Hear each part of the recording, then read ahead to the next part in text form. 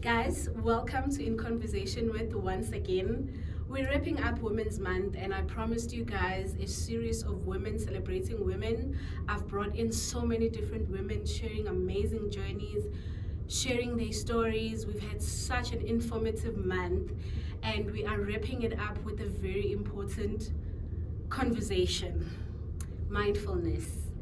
It is an amazing journey to get on, and there's so much that can be shared, and there's so much behind the practice.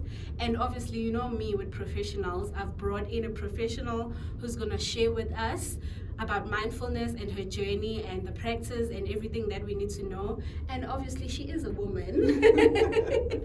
Guys, help me welcome Buyi. Hello, everybody. Yes, chair on. So Thank great you to so be much. here. Thank you so much for taking the time to sit down with me. Our encounter has been on the sessions and classes that you are having for us in this building. And I was like, this has to be shared out there with everyone, because it's such an important practice that we're going through. The lessons and everything is just amazing, and obviously I'm having a time of my life. So tell us, who is Buyi and what are you about? You know, I think it's really simple to sum me up. I am a lover of life and a fan of humans. Thank you for liking us. We don't like ourselves sometimes. I love it. So very lover of life and a love of humans. Correct, a fan of humans. Fan I of like humans. to cheer people on. I like to see human potential unleashed. I like to be part of the process of someone meeting themselves and discovering just how wonderful they are. And if they can't get into that, I try to facilitate how to encounter yourself in order to appreciate the goodness that's there. Because I feel like I'm in the class, so mostly in the classes I just sit back and listen the way she articulates herself and the way we are talking. So guys, bear with me, please. I'm in my zone. I love it. I love being in the zone. It's in our zone. Yes, this is our zone. Yeah, We're just letting you guys in a little bit, but this is our zone. What is mindfulness? How did you get into mindfulness? I know you, as you've mentioned, you are someone who's been in the corporate space. You are a businesswoman. You are a founder of businesses. You are the girl that you think you are, in the professional space and the way that everything is framed.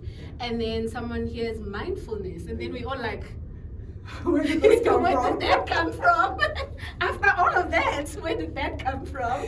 Yeah. So maybe let me take a step back. My career is in corporate, like you said. I have an MBA from Gibbs, and my undergrad is in marketing management.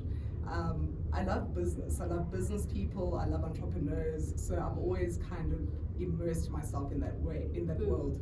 And that's shaped me in many ways, and many ways I'm proud of, and many ways that needed to be worked on. I got quite a lot of early career success, and that wired me to be a certain kind of person, and it worked for me until it didn't. And that's really how I got into mindfulness.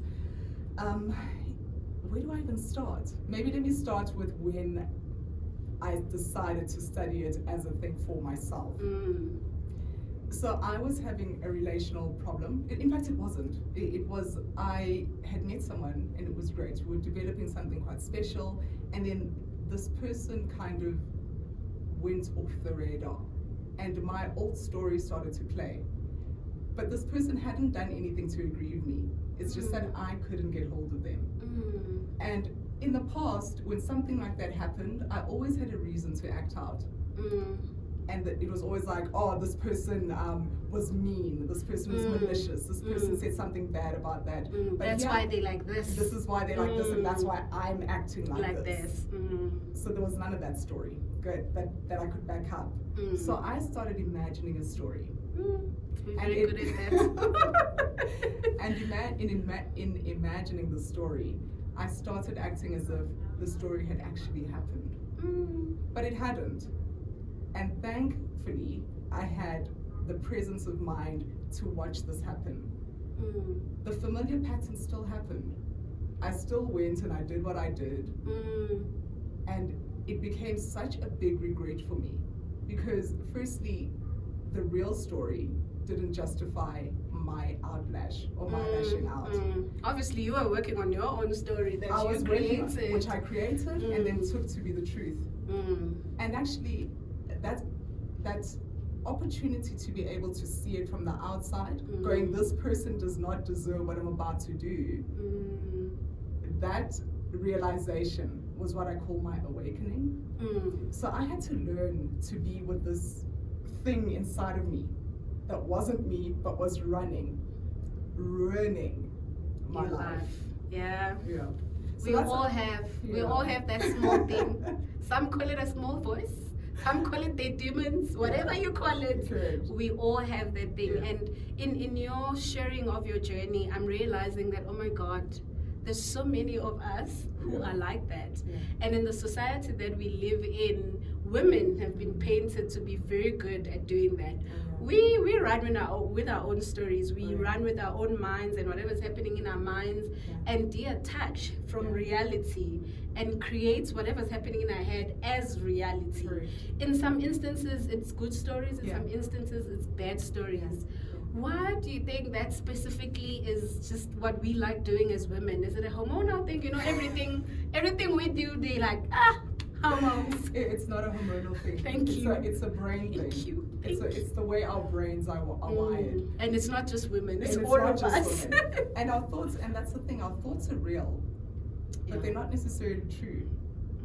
And nobody ever told me not to believe my thoughts. Or taught me, right? Which is how I got into mindfulness. And maybe a little bit of history about the brain, because that's how I also like to think it's not just mindfulness in the sense of like it's a fluffy practice. It's actually a scientific practice. And so what the brain is, I'm going to borrow something from Dr. Daniel Siegel. He is a psychologist and a writer. But what he says is he models our hand as a brain. And he says there's a brain stem, which is linked to our spine. And this brain stem is actually our reptilian brain. So in evolutionary theory, we started as reptiles. And this part of the brain actually regulates your body. So your heart beating, your breathing, your temperature, etc. Then the next evolution was the limbic system. So the limbic system is actually the mammalian brain. So what this part of the brain does is it brings up our limbic reactions. So fight, flight, freeze, faint, fall. So if something hijacks you, these are the things that you run to. Yeah, they're the basic kind of emotions. And then the brain continued to evolve to the cortex. So the cortex is the part of the brain that helps you map out the world. So we see, hear, we think, we become creative. This is when we start to evolve as a species. And the most recently developed part of the brain is the prefrontal cortex. The prefrontal cortex is where mindfulness is experienced. Mindfulness, the high emotions, the more evolved states of being like empathy. This is where it all started happening in the prefrontal cortex. The relevance of this is that the prefrontal cortex integrates the brain. And what that means is that if a big emotion happens, you know, like someone says you don't look good today, instead of us going, flipping our lid and going to like fight, flight, or freeze, what the prefrontal cortex does, it goes, maybe it's not about me. You know, maybe there's a different story. In my instance, hey, maybe the story is not true. I didn't have access to this. I would automatically went there. I think we're all here. We all still stuck here. But we have access to this. Yeah. It's a natural human evolution. So what we do when we practice mindfulness is that we practice and learn how to integrate our brain. Yeah. And that helps you go, and you respond. You go, okay, what is this? And sometimes, and then you go, you try. And that's when I teach in class and I say, your thoughts will wander, your mind will wander, bring it back. It is like, let's develop this muscle. Mindfulness is like bicep curls for the brain. So, yeah. We need to develop that muscle because Yeah. obviously, like I said, most of us are here. Like when someone comes with me with a bad or a negative comment, my first instinct is this is me. Yeah. I want to fight back. I want to defend myself. I want this feeling that you've just put on me, which is for me to feel bad and feel like, why are you saying this? Yeah. I want to like wrap it up and bring it back to you harsher. Yes. So that's why I'm like, we're all still stuck here. We need to get here somewhere, somehow. Now imagine you do that. You do take it, you package it, and you throw it. How does that make you feel? A lot of energy goes out of me. That's for sure. It just elevates everything. It elevates even the emotion. Now you want to fight. Now you're angry. It elevates everything. And like what you mentioned earlier on, when you are using this part of your brain, you get to breathe a bit and be like, maybe this is not about me. Maybe this is not true. So it doesn't give me an opportunity to even get there. I'm stuck on, I'll show you. And getting here, like integrating, actually puts you in touch with your wisdom that you have naturally available to you. It puts you in touch with your compassion, your creativity, your sense of being connected with the world. It puts you in touch with calmness. So you're actually able to better handle and build relationships that are more conducive. I'm not about the soft life, but I want to be soft in life. I love that. And by virtue of that, I've created a life that is conducive of how I want it to look, which is what the name of my company is actually Your Life Curated. So it talks about the intentionality of creating the life that you want to live. Yes. And maybe before I lose you with the kind of scientific stuff, which I know I'm not. I'm very interested. I'm here like, tell me more. That wasn't my initial entry into mindfulness, right? My initial entry, and I know you've heard the story, was when I heard about the work of Dr. Shala, Dr. George Shala. So he was a biologist and a mammalian biologist, and he went to the Virunga Mountains in Central Africa to study gorillas. And he went there and he stayed for some time, and then he came back to his home society, and there was a biologist conference. And Dr. Shala stood up and spoke. And when he spoke about the gorillas, he spoke about the hierarchy, what the matriarch does, what the silverback does, how the aunt and the little ones interact, how they intermarry between troops or families.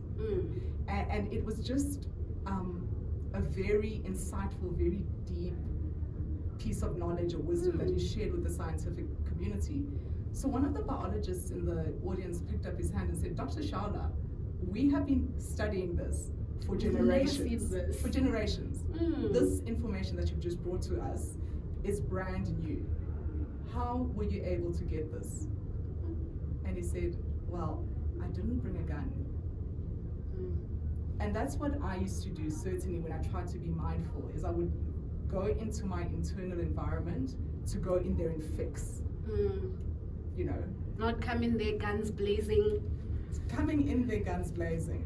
So when the story came to me, it actually disarmed me. I went, oh my goodness, let me walk in here into my mind with all the reverence and care that someone would bring if they were encountering something powerful, and see what the mind is doing with no judgment, just as an observer who is curious about, who cares, who's curious about what's happening here.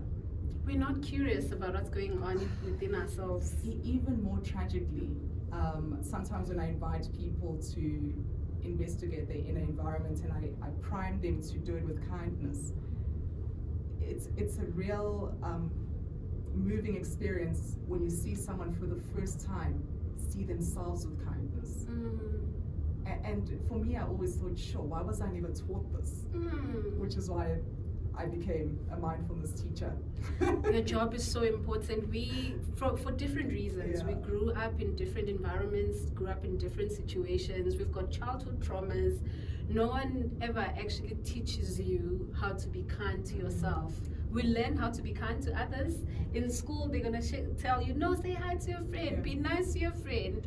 It's rare to be in an environment where, as a child growing up, where people are like, be kind to yourself.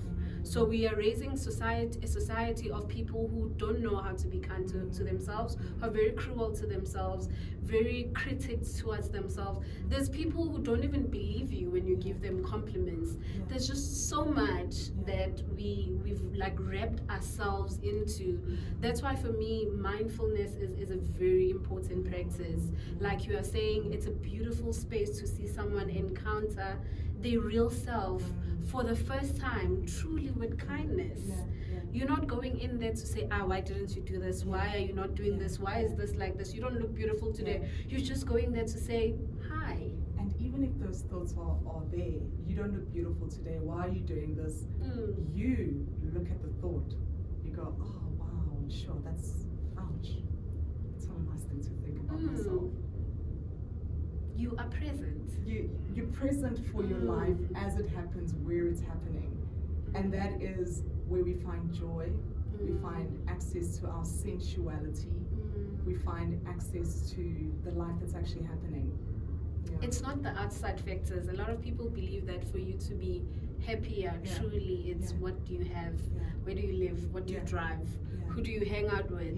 You can have all of those things as the best car, the best everything. But if you've never taken the time to be in a conversation with your inner self, really sit down with yourself and talk to yourself, you're never going to be okay. You're never going to be happy. That's why you're mentioning that. That's where truly you find the joy and being okay with everything. If the emotion, a negative emotion arises, you sit with it. You're like, oh, okay, you are here. I acknowledge you. I see you. I see you. How would you like me to be with you? And you maybe see it as a child that you care about. What do you have to tell me? There is so much wisdom that is stored inside of us. And that's why it's important for me that I share what I've learned, because just to your point about driving nice car, having nice things, because we're part of an evolutionary process and we decide to cooperate with how natural evolution is happening, life actually starts to favor you. All of a sudden you get opportunities that you didn't expect. You're like, where did this come from? You know, it's because you're not swimming against the grain. And there's something about someone who is calm in their presence, who resonates in a way that is, you know, I had a teacher who used to always challenge me and say, is your internal state worth catching? Does the way you feel, is it worth spreading in the world? So, you know, there's a lot of that. And then life cooperates.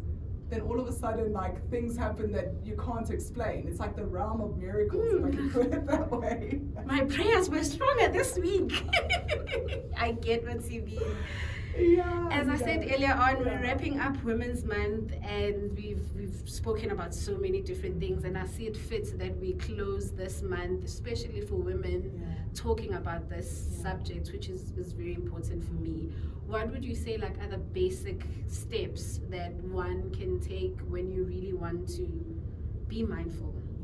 Not just for you, but for everybody else, for a better life. Like you said, you're not for the soft life, but you just want to be a little bit softer within you. What are like the basic steps? Like someone who's watching, they're probably like, guys, I hear you, I'm guilty. Where do I start? Where you start is by actually recognizing what's going on. That in itself is a big step. Revelation. Ask me.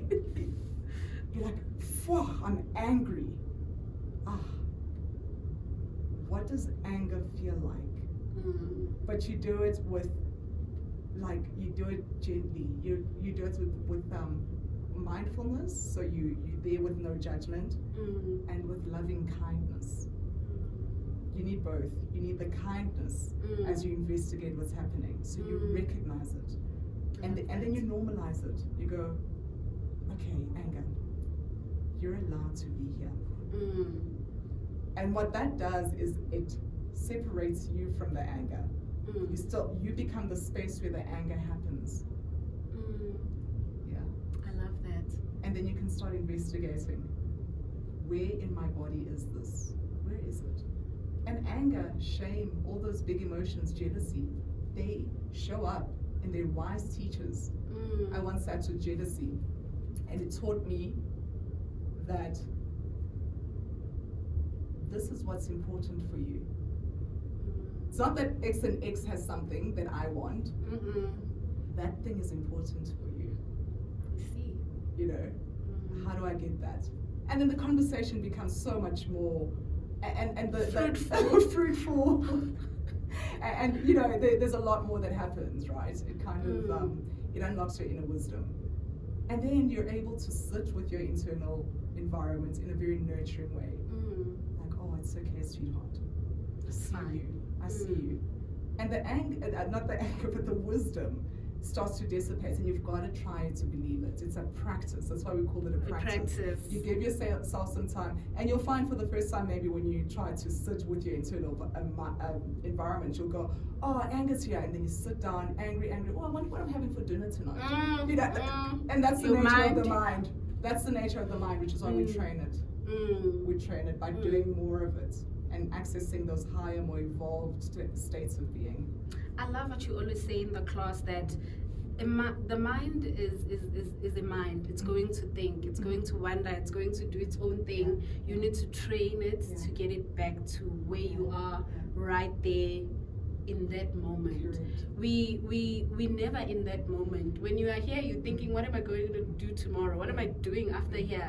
What did I do yesterday? We never in that moment. And what where the your life is actually happening. That's where your life is actually happening at that time, in that moment. And those are one of the things that you've taught us in the class, that bring it back. Don't let it think. You're gonna be there trying to get into your inner self, and then you're like, what am I having for dinner? What am I doing? Bring it back. And that for me has been mind-blowing. Yeah, great. I hated meditation. I think I mentioned this in one of the classes. I was like, oh God, no. Every time when I don't want to meditate. I was like, are we here for meditation? You're like, mindfulness I can do, but meditation, no. Please, no.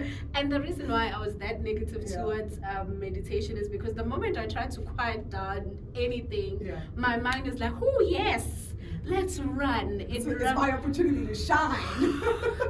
When you're busy focused on all the other things, your mind is like that baby you annoying, like ignoring, you doing all other things. But now you've stopped. You're not doing anything.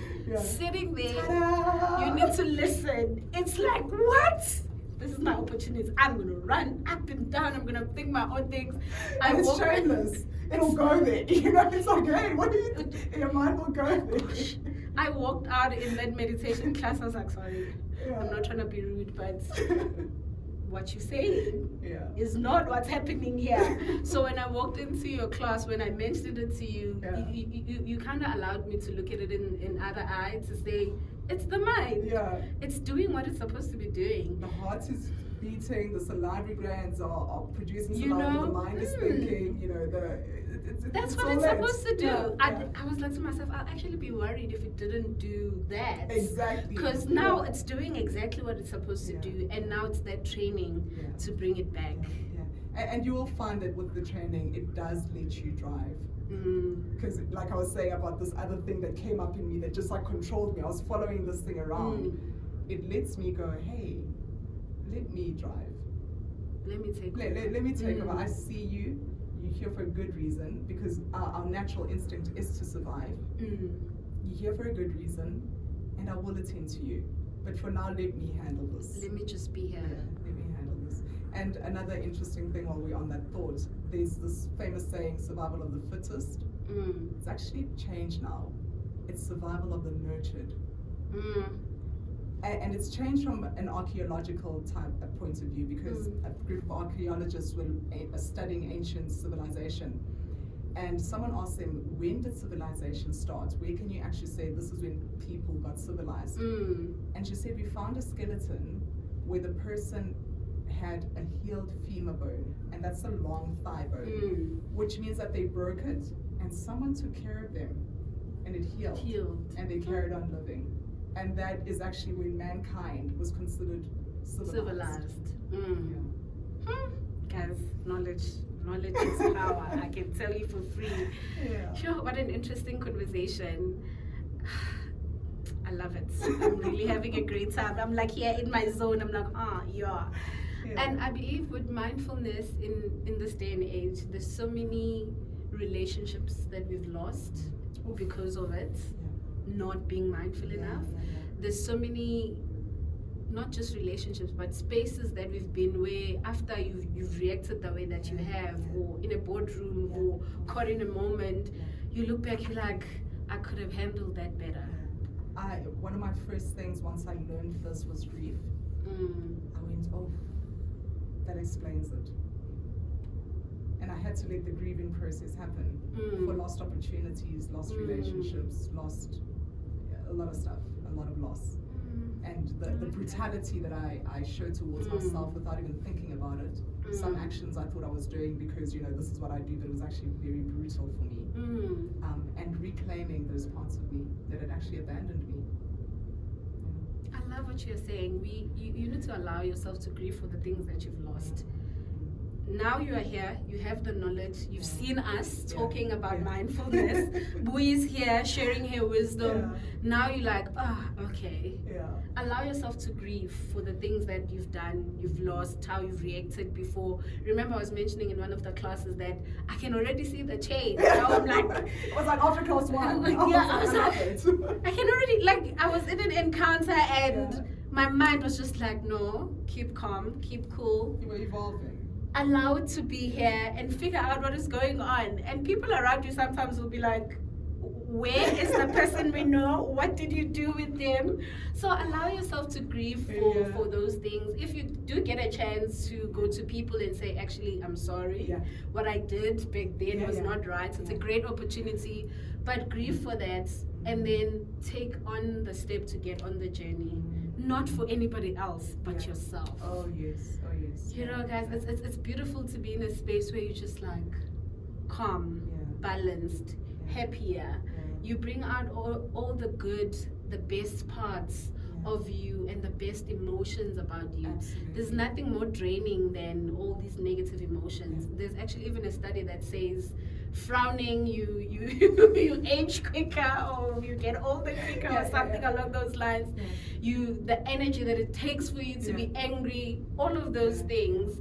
There's a reason why they're that impactful in our bodies. They're not supposed to be there, and there are ways like being mindful to work around that and live a happier life. And maybe they are there. Whether they're supposed to be there or not is a different story. Well, how do I take care of the life that's here? With all that stuff, you'll find that you'll frown less. I tend to go on the dealing with the big difficult emotions, but when you liberate yourself, these are actually called liberation studies. When you free yourself from to feel what you're feeling, to be the way things are actually happening without pushing back, without I shouldn't feel this way, but to embrace that. That's actually where the joy comes out. There's boundless joy. There's an addiction, no, not an addiction, but something that keeps you going, oh my goodness, it feels really good to be in the world, which is why I said, I'm a lover of life and a fan of humans, because this is our true state, right? And the more I interact with people and teach them, and the more I interact with people who I've seen live that way, who aren't necessarily in an ashram or in some religious setting, but doing everyday life in a mindful way, gosh, it inspires me. Gosh, I just feel like we can take it on, whatever it is. We can take it on. I love what you're saying. Doing life in a mindful way. Day to day. You don't need to be in some resort somewhere far away from humans. Great.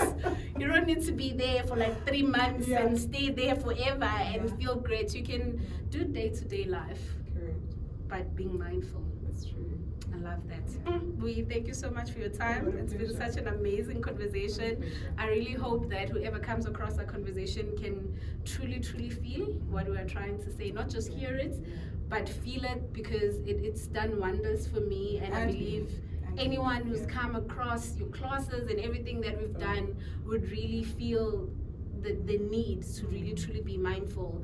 There's different names and ways of doing it. Yeah. There's meditation, I'm Yeah. sure there's other ways. Yeah. It gets deeper and deeper and deeper. Correct. But for me, the basic that I've learned Yeah. is helping me to do day-to-day life, Yeah. being mindful. Yeah.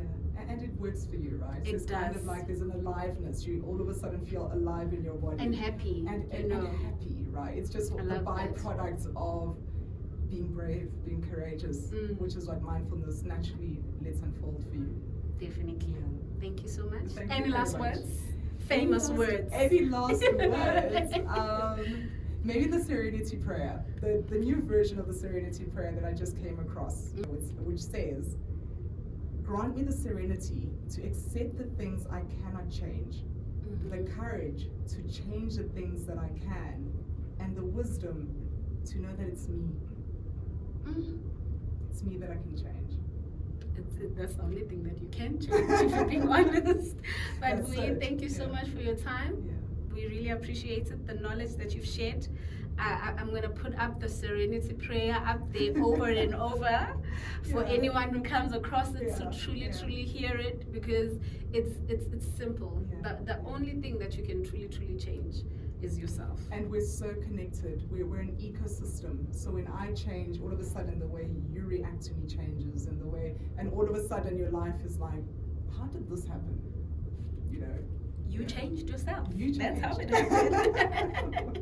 Thank you so Yeah. much for your time. We love you. We celebrate you. We're Thank wrapping up you. Women's Month, and being a woman doesn't stop when August ends. It carries on and on and on. So in your journey, business, in the practice, everywhere you go, Yeah. we celebrate you. We celebrate what you do. We honor you. Each and every person is doing something. That's why we are still here. Absolutely. And that is me saying you are doing something. We are here. We are helped. We are together. we are together in this. I know there's a whole lot of us. If I could call them, we'd be like, yes, you're so right. You're so right. We're together in this. We're together Yeah. in this. She came in the right time. So we celebrate you, celebrate your work. Keep it up. And I celebrate you and your work. You're one of the strongest interviewers out, and I love that you do it from a heart that wants to do it. Truly. That makes all the difference. It does. Yeah. Thank you so much, guys. This is us. Any comments, questions, let us know. I may not know the answer, but I will get to the professional for you and get you the answer. Share, comment, let us know what you feel, and remember everything that we said. Live your day-to-day life being mindful. Cheers, Bye. everyone.